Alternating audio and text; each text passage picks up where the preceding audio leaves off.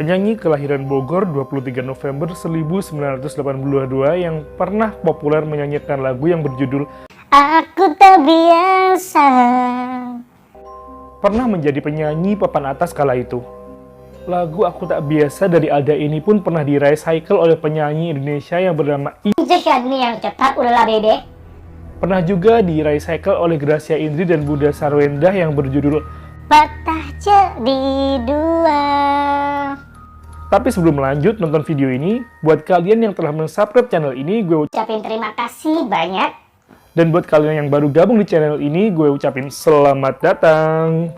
Dan buat kalian yang belum gabung, buruan deh tekan tombol subscribe, karena subscribe itu gratis, kagak usah pelit-pelit deh, ntar kuburannya sempit loh. Karena kalian nonton video ini adalah sebuah Magadir.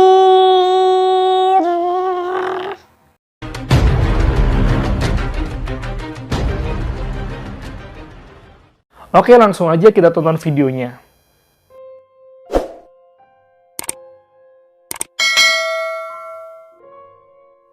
Alda Risma memulai karirnya sebagai model majalah remaja pada tahun 1996. Pada tahun 1997, ia memulai debutnya di dunia tarik suara. Pada tahun 1998, tepatnya setelah ia lulus SMP, ia memulai solo karirnya dan menjadi populer saat merilis lagu yang berjudul Aku Tak Biasa. Pada saat menyanyikan lagu tersebut, dia masih berusia 15 tahun. Alda ini juga beberapa kali memainkan sinetron Indonesia. Beberapa sinetron terkenal di Indonesia pernah dibintangi oleh Alda Risma Elvariani ini. Jadi nih gengs, Alda Risma ini bukan artis kaleng-kaleng. Alda punya prestasi dan Alda ini bukan sekedar sensasi. Tapi ya gengs, sayangnya, kisah karir Alda yang cemerlang ini berakhir pada 2006. Kisah Alda yang ditemukan meninggal saat usianya menginjak 24 tahun pada hari Selasa tanggal 12 Desember 2006 di Hotel Grand Menteng, Jakarta Timur, merupakan salah satu kejadian yang mengejutkan dunia hiburan di kala itu. Pasalnya, Alda ini meninggal di saat sedang berada di puncak karir nih gengs. Kala itu, Alda menjadi salah satu artis ternama dan mirisnya Alda ini meninggal dengan cara yang tidak wajar nih gengs. Alda meninggal karena overdosis. Tapi tidak sedikit juga yang menyatakan bahwa Alda ini merupakan korban dari pembunuhan berencana oleh kekasihnya sendiri yang berinisial F.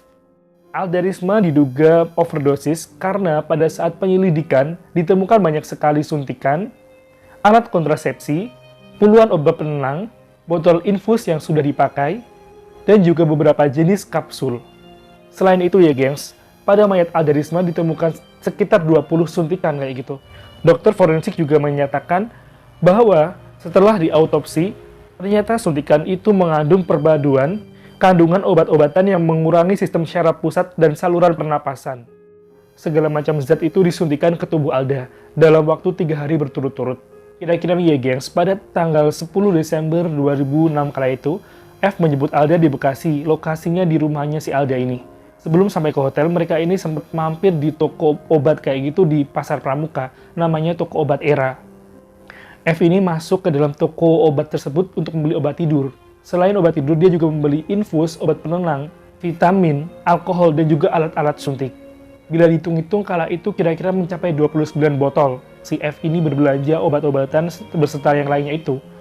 Bahkan si F ini meminta penjaga toko untuk mencarikan suster yang bisa memasang infus dan menyuntikannya ke dalam kantong infus tersebut. Akhirnya permintaan F itu dikabulkan, gengs. Seorang suster ikut di dalam rombongan mobil F tersebut. Setelah itu mereka tuh check in nih, masuk ke kamar 432 yang ada di Grand Menteng tersebut. Suster tersebut memasukkan cairan infus yang bercampur obat tidur ke dalam tubuh Alda. Nah nih gengs, keesokan harinya, kejadian serupa kembali terjadi. F ini memesan obat-obatan ke toko obat tersebut, yang tadi yang di Pasar Pramuka, yang toko Era tadi, kali ini tapi dia melalui telepon. Nah pada saat itu, 2 orang pria mengantar pesanan F ini ke Hotel Grand Menteng tersebut. Sesamanya di kamar hotel ini, F meminta mereka untuk membantu memegangi tubuh si Alda ini. Lalu F menyuntikkan cairan ke dalam tubuh Alda. Tak lama kemudian, Alda ini tertidur. Hari itu jika Alda terbangun, F merencanakan untuk menyuntikkan cairan tersebut lagi. Cairan yang tadi itu yang membuat kekasihnya kembali tertidur. Nah, di hari ketiganya nih gengs, F kembali memesan obat-obatan di toko yang sama. Lagi-lagi obat tersebut diantarkan oleh kedua karyawan pria tersebut. Lalu si F kembali menyuntikkan Alda di beberapa bagian tubuh seperti tangan dan kaki. Setelah suntikan terakhir, Alda ini berusaha untuk bergerak, namun sudah nggak kuat lagi nih. Nah, setelah kejadian itu nih gengs, F meminta dua karyawan toko itu untuk tidak buka mulut atau untuk tidak menceritakan kepada siapa-siapa kayak gitu. F ini memberikan imbalan dengan 100 gram emas yang kala itu dijual dengan harga bisa mencapai 15 juta kira-kira. Kala itu duit 15 juta 2006 banyak banget ya udahan. Kedua pria tersebut tergiur dong ya. Akhirnya kedua pria tersebut pergi dari hotel. Mereka pergi kira-kira 9.35 pagi. Nah, sekitar pukul 18.00 sore, F ini baru menghubungi petugas hotel untuk dicarikan taksi. Di perjalanan menuju rumah sakit ini, F menghubungi mamanya si Alda ini. Gak dijelasin nih gengs di berita. Akhirnya si F ini ketemu atau enggak di malam itu sama si Halimah mamanya Alda ini. Akhirnya si Alda ini sampailah di rumah sakit. Namun setelah rumah sakit mitra merujuk Alda ke RSCM, F memutuskan kembali ke hotel dan membereskan semua administrasi pembayaran untuk kamar hotel tersebut. Setelah itu si F ini menghilang di gengs dan gak bisa ditemukan. Pada hasil otopsi mayatnya si Alda ini memang benar bahwa dokter ini nggak menemukan adanya bekas penganiayaan pada tubuh Alda ini. Tapi si dokter ini menyebutkan bahwa tidak menutup kemungkinan adanya tindakan kriminal yang dilakukan pada Alda. Dari banyaknya spekulasi yang muncul seputar kematian Alda Risma ini, ternyata tim penyidik tidak menemukan saksi sama sekali. Itu nampak aneh banget nggak sih, gengs? Karena saat dicek di CCTV hotel itu, sebelum kematiannya, Alda itu datang bersama beberapa orang, termasuk si F ini, menuju kamarnya. Namun tak seorang pun menunjukkan batang hidungnya setelah kematian Alda tersebut. Alda, berdasarkan hasil visum, diketahui di ginjal dan empedunya si Alda ini ada kandungan morfin dalam jumlah yang cukup signifikan. Ketuhan Alda ini termasuk kuat kali ya, karena Alda ini meninggal karena mati lemas kayak gitu, antara pukul 10 pagi sampai jam 6 sore. Nah, nih gengs, mati lemas tersebut diperkirakan karena penggunaan bersama-sama antara propofol dan benzodiazepin. Untuk kandungan alkohol sendiri, meski di dalam kamar 432 Hotel Grand Menteng tersebut ditemukan botol Red Label, ternyata dari hasil visum ini, di urin Alda ini nggak ditemukan nih gengs kandungan alkohol. Karena nih ya gengs, menurut dokternya itu, alkoholnya itu nggak akan terdeteksi jika udah lewat dari 24 jam kayak gitu. Jadi kemungkinan si Alda ini mengonsumsi alkohol tuh udah 24 jam lebih, makanya nggak terdeteksi sama sekali saat di hasil visum tersebut. Ibunya Alda ini mengemukakan kayak ngomong gitu di pengadilan bahwa lebih dari 2 hari ini si Alda itu nggak pulang ke rumah. Alda ini sempat pergi bersama F dan nggak pulang kayak gitu.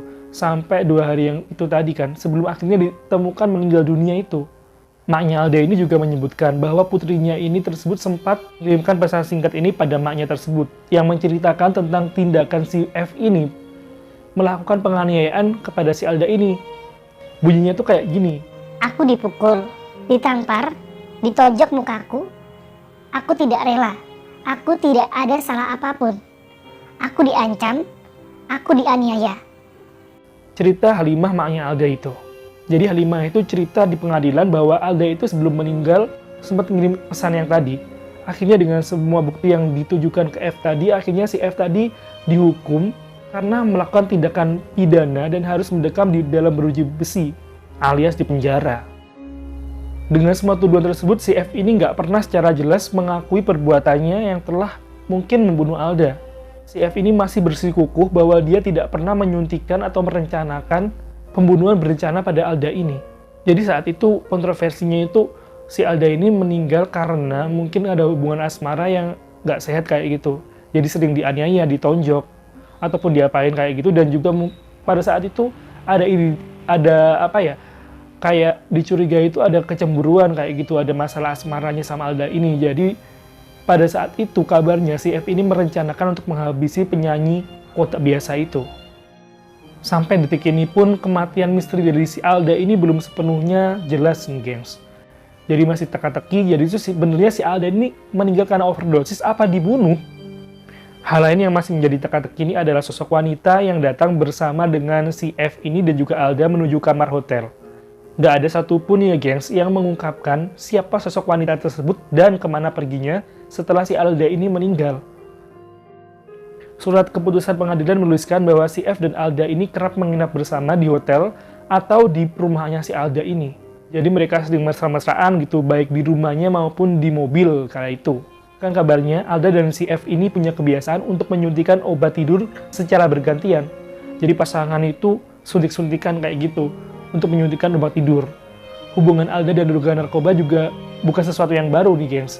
Karena pada pemeriksaan visum, turut membuktikan si Alda ini telah menggunakan narkoboy selama 1 tahun belakangan sebelum si Alda ini meninggal. Beberapa bulan sebelum meninggal, tepatnya Juni 2006, Alda ini pernah mengalami kecelakaan tunggal yang diduga karena menyetir di bawah pengaruh dari obat-obatan terlarang tersebut nih gengs. Dan Alda ini juga bukan pertama kali overdosis, karena pada Oktober 2005 Alda ini pernah mengalami overdosis juga, tapi untungnya nyawa si Alda ini masih selamat.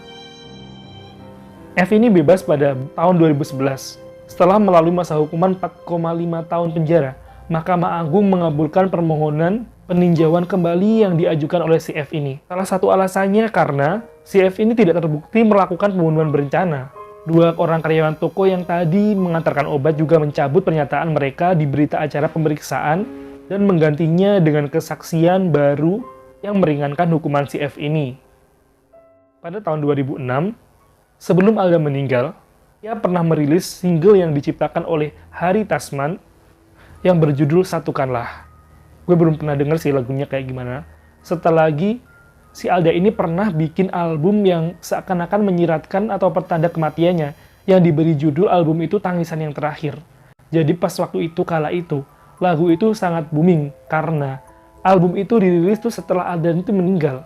Beberapa bulan, entah 1 bulan atau beberapa minggu kayak gitu setelah Alda meninggal ini, album yang diberi lagu utama, waktu itu lagu utamanya Tangisan Yang Terakhir ini baru aja dirilis setelah Alda ini meninggal. Dan saat kasusnya ini sedang bergulir kayak gitu. Kini engkau pergi, tinggalkan diriku di saat aku sangat menyayangimu. Aku tak merasa diriku bersalah, ataukah nasib tak berpihak padaku. Sakit hati ini biarlah ku bawa, tak ada sedikit dendamku padamu. Aku menangis, mungkinkah ini tangisan yang terakhir. Kira-kira kayak gitu lagu yang rencananya akan dijadikan comeback gitu buat Alda. Setelah mungkin beberapa tahun Alda tidak mengeluarkan album sama sekali semenjak dia gagal menikah dengan bos Blackboard. Dan ada lagi nih gengs, single Alda yang membuat kontroversi, lagu yang terakhir Alda Risma. Lagunya itu judulnya Menanti Kekasihku. Lagu yang sangat mencuri perhatian karena lirik lagunya yang terkesan aneh gitu. Kayak seakan-akan tuh kuntilanak lagi nyanyi. Kira-kira penggalan lagunya tuh kayak gini. Kapan mati kekasihku, aku menanti di sini. Ayo mati, bunuh diri. Kira-kira tuh kayak gitu, sepenggal lagunya tuh si Alda Risma itu. Lagu Menanti Kekasih ini juga merupakan karya terakhir dari si Alda ini. Lagu ini dikabarkan direkam 3 hari sebelum Alda Risma ditemukan meninggal dunia di kamar hotel Grand Menteng. Namun, setelah dicek oleh tim forensik, ternyata Alda sudah meninggal 7 hari sebelum rekaman tersebut. Terus kalau gitu siapa dong yang nyanyi? Mungkinkah ada kesalahan? Atau ada kekeliruan dari data? Dikabarkan pula ini gengs, terjadi penampakan di kamar hotel lokasi Alda meregang nyawa. Jadi saat itu tuh ada wartawan yang sedang melakukan perliputan untuk menyaksikan kamar lokasi Alda meninggal tersebut kan. Lalu si kameramen itu iseng-iseng nyalain kamera handphone kayak gitu. Jadi dia ngerekam-rekam kayak gitu. Lalu saat ingin meliput lokasi kamar, si kameramen itu melihat kayak ada bayangan cewek gitu samar-samar, yang satunya memakai baju putih dan yang satunya memakai baju hitam. Kala itu juga dikabarkan bahwa ada kesurupan di saat ada salah satu penonton berita tentang si Alda ini. Nah, wajar ya gengs, kala itu memang hampir sebulan lebih TV-TV menayangkan kasus Alda yang misterius ini. Oke, segitu aja fakta kematian Alda Risma yang pernah menjadi konspirasi di Indonesia pada kala itu yang menghebohkan tahun 2006. Dan kalau Alda masih hidup, 23 November besok ini kan adalah ulang tahunnya Alda ya. Semoga arwah Alda Risma ini diterima di alam sana, dan gue minta keikhlasan dari kalian yang nonton video ini agar kalian membaca 3 kali Al-Fatihah untuk almarhumah Alda Risma ini. Karena kan 23 November besok ini kan Alda termasuk ulang tahun ya hitungannya. Oke, terima kasih. Gue Rio undur diri. Jangan lupa kalian subscribe, like, dan share video ini karena kalian nonton channel ini semuanya karena Magadir. Oke, terima kasih.